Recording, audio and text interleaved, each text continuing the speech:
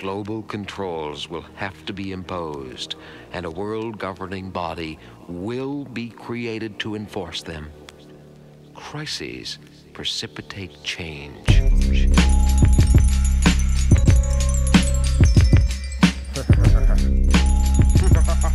Secretly plotting your demise. Americans have been basted in tyranny until they don't even recognize corruption.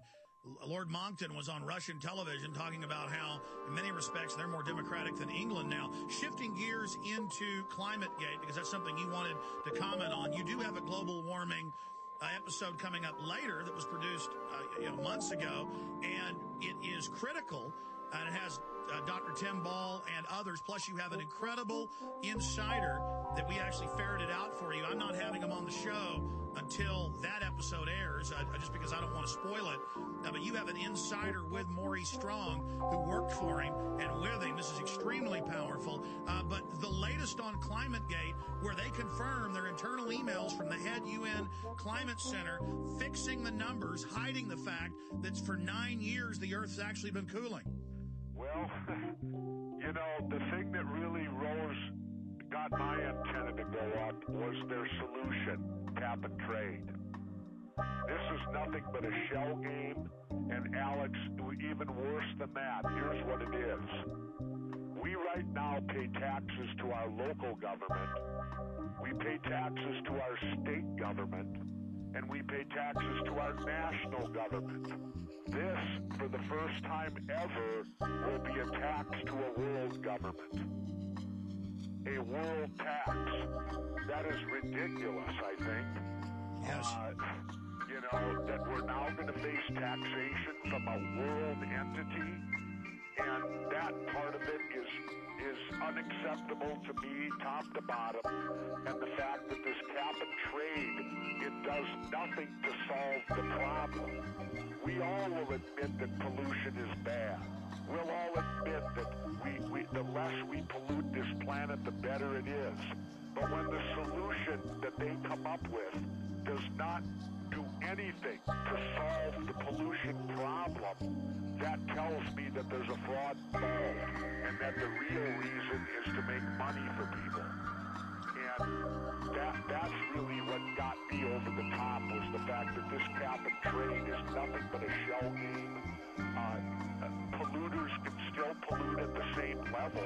All they have to do is buy their way out of it, and they're called neutral. Well, that's absurd, and it's ridiculous, and it's just a way for people to profit. Well, it is. If it does that, then I want nothing to do with it. I can't argue with the scientists, because there's scientists on both sides of the issue, and probably whichever way you lean, you're going to side with that scientist. It's just like, how do the buildings of 9/11 fall from fires? You got popular mechanics tells the public, oh yeah, it can happen easy. You got other scientists that say it's a bunch of crap. And I personally can't figure out how they can fall at the speed of gravity. It defies basic physics. And you're a demolition expert. Exactly. Well, anyway, so I'm not going to get into the argument and the scientific end of it. I'll get into the political end of it, which this cap and trade is pure bull, top to bottom. It does nothing to solve the problem, and that's what we're going to have rammed down our throat at this conference. Well, that clearly tells me that the problem can't be that important to begin with if they won't even seek out a solution that would attempt to cure it. Well, Governor, there's lots of real pollution like toxic waste, overfishing, but carbon dioxide, the amount that humans put out, we exhale carbon dioxide. The EPA is listing it as a toxic waste. It's what plants live off of. They then put off oxygen. It's a fraud. It's a distraction from all the real environmental problems. And now an internal Copenhagen climate summit is in disarray after Danish text leak. This is London Guardian. The secret text of the agreement has been released where the taxes aren't even paid to the UN. They're paid to private corporations, private banks, setting up a private global corporate government. Horrible.